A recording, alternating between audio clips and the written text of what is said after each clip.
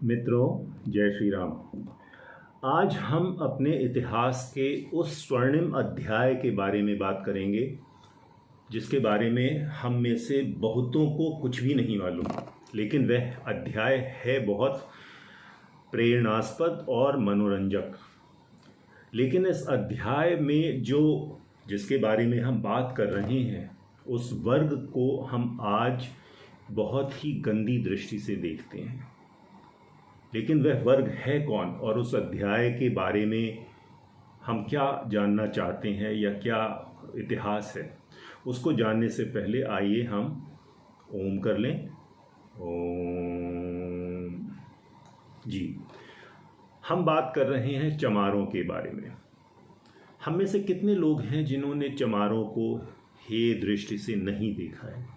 मेरे विचार से 90% से ज़्यादा हिंदू चमारों को गंदी नज़र से देखते हैं। हम चमार शब्द गाली के रूप में प्रयोग करते हैं।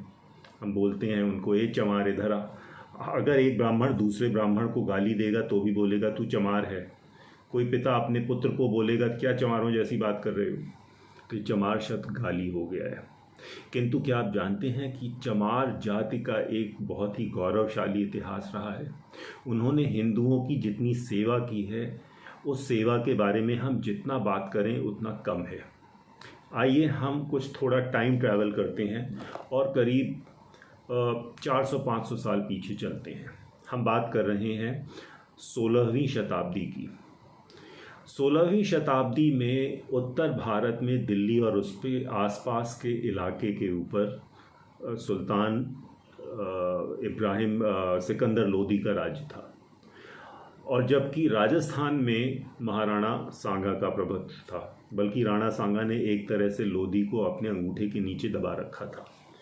वो चाहते तो लोदी को हटा सकते थे, लेकिन वो उनकी स्ट्रैटेजी के अंतर्गत नहीं आता था। खैर, वो तो इतिहास की बात हो गई। तो ये जो सिकंदर लोदी था ना, ये बहुत ही एक कट्टर आदमी था। ये उतना ही कट्टर था जितना औरंगज़ेब, बाबर और अलाउद्दीन खिलजी या टीपू सुल्तान थे। इसके बारे में हम ज़्यादा इसलिए बात नहीं करते क्योंकि इसका शासन ज़्यादा दिनों तक था नहीं। लेकिन ये अपने आप को बुत शिकन कहलवाना पसंद करता था। बुत शिकन मतलब एक ऐसा इंसान जो बुतों को तोड़ता था या मूर्तियों को तोड़ता था। तो ये महाराज ऐसे थे। उस समय दिल्ली के आसपास पंजाब, हरियाणा में चंवर वंशी राजपूत रहते थे। राजपूतों के भी कई गोत्र होते हैं, जैसे भदौरिया, चौहान। तो वैसे चंवर वंशी राजपूत रहते थे और इनको अपने हिंदू धर्म पे बहुत गर्व था। और ये जो चंवर वंशी जो क्षत्रिय होते थे, ये समय समय पर दिल्ली पर आक्रमण करते थे और सुल्तान की सेनाओं को मारते पीटते थे। तो सुल्तान जो था ना, ये सुल्तान क्या नाम, सिकंदर लोदी, ये इनसे बड़ा परेशान रहता था। अच्छा, अब इन चंवर वंशी जो राजपूत थे, इनके एक स्पिरिचुअल नेता थे, उनका नाम था संत रविदास या रैदास। तो कई लोग बोलते हैं कि संत रैदास जो थे ये बनारस से आए थे और ये यहाँ अल्टीमेटली दिल्ली के आसपास रहने लग गए थे। तो इनके बहुत सारे अनुयायी बन गए और वो अनुयायी आजकल कहलाते हैं रैदासिया या रैदसिया। तो इनके काफ़ी सारे अनुयायी चंवर वंशी राजपूत भी थे। अब ये जो संत रविदास थे, इनका इतना प्रभुत्व था कि एक बार राणा सांगा ने सोचा कि अब हमको चाहिए कि अपना प्रभुत्व और बढ़ाने के लिए इन संत जी को चित्तौड़ बुलाएं और इनको हम सम्मान दें।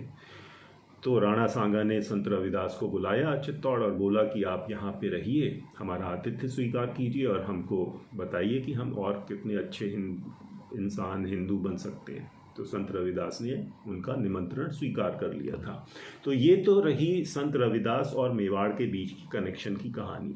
तो आप समझ सकते हैं कि संत रविदास कितने ताकतवर आदमी थे। अब ये जो था सुल्तान जो लोदी था, सिकंदर लोदी, ये रविदास से चिढ़ता था। ये सोचता था कि किसी प्रकार से अगर रविदास को अगर मुसलमान बना दिया जाए तो मेरे ऊपर जो इतने परेशानी हो रही है, ये जो चंवर वंशी जो करते हैं, ये सब स्टॉप हो जाएगा। तो उसने एक दिन चाल चली। उसने एक अपने मुस्लिम फ़कीर को बोला कि तुम जाओ और इस हिंदू को मुसलमान बना दो।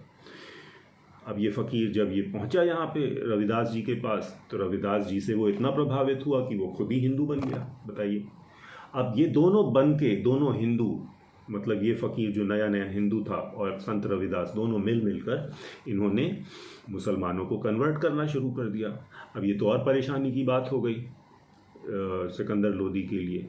तो उसको कुछ मुस्लिम सूफियों ने कहा कि तुम ऐसा करो, अब तुम हिंदुओं, ये जो चंवर वंशी हैं और इसके जो अनुयायी हैं, इनको जेल में डालो और इनको ज़बरदस्ती मुसलमान बनाओ, ये ऐसे काबू में नहीं आएगा। जेल में डालने लग गए साहब। अब जेल में डालने लग गए तो ये तो जो रैदसिया जो लोग थे चंवर वंशी राजपूत, उन्होंने बोला हम तो मुसलमान नहीं बनेंगे, तुम हमें मार डालो, हम तो पैदा ही हुए मरने के लिए, तुम हमको मौत से क्या डराओगे, मार डालो। अब ये मुसलमान जो थे ये घबरा गए, बोले तुम मुझसे मरने से नहीं डरते, क्या किया जाए। तो फिर किसी ने इनको अकल दी, इसको सिकंदर लोदी को, कि क्यों ना इनसे चमड़ा बनाने का काम किया जाए। ये ऐसा नीच काम है कि इसे उच्च वर्ण के हिंदू जो हैं इसको बहुत गंदा मानते हैं। जब ये चमड़ा बनाने लगेंगे तो बोलेंगे नहीं नहीं जी हम चमड़ा नहीं बनाएंगे, मुसलमान बन जाते हैं। तो ये बात इसके भेजे में आ गई, इसने बोला कि तुम चमड़ा बनाना शुरू करो। अब ये चमड़ा बनाने वाली बात आई तो शुरू में तो ये जो चंवर वंशी जो राजपूत थे इन्होंने नाक बहुत सिकोड़ी, बोली कि ये तो हमारे लिए गलत बात है, लेकिन धर्म को बचाना था। और धर्म को बचाने के लिए इन चंवर वंशी राजपूतों ने वो काम करना शुरू किया जिसकी उन्होंने कल्पना नहीं की थी, चमड़ा उखाड़ने का। और इस प्रकार से उन्होंने न सिर्फ अपना धर्म बचाया बल्कि आपका हमारा सबका धर्म भी बचाया। लेकिन इसके लिए उनको एक बहुत बड़ी भारी कीमत चुकानी पड़ी, और वह कीमत थी कि उनको एक हिंदू धर्म में एक तरह से बहिष्कृत कर दिया गया, उनको चमार कहना शुरू कर दिया गया। उनको आज भी हम लोग तथाकथित उच्च वर्ण के ब्राह्मण क्षत्रिय वैश्य सब लोग उनको गाली देते हैं।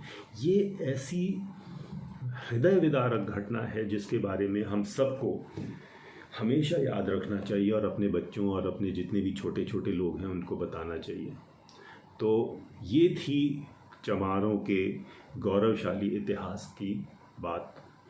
हम जो आजकल जो ये जनेऊ पहने हुए हैं, ये मैंने जनेऊ पहना हुआ है या आपने जो अगर जनेऊ पहना हुआ है या जो भी है, ये सिर्फ इसलिए पहने हैं क्योंकि किसी ने इसके लिए अपने प्राण या अपने सम्मान की इज्जत दी है। उस इज्जत की इज्जत करना, सम्मान देना, ये हमारा कर्तव्य है। अगर आपको ये वीडियो बहुत अच्छा लगा तो आप भले ही आप इसे सब्सक्राइब ना करें, लेकिन आप इस वीडियो को दूसरों के साथ शेयर कीजिए। उनको पता लगना चाहिए कि हमारा हिंदू इतिहास कितना गौरवशाली है और हमको क्या करना चाहिए ताकि हम सब हिंदू एक साथ इकट्ठा होकर साथ रहें। बस इतना ही। जय श्री राम। ओम।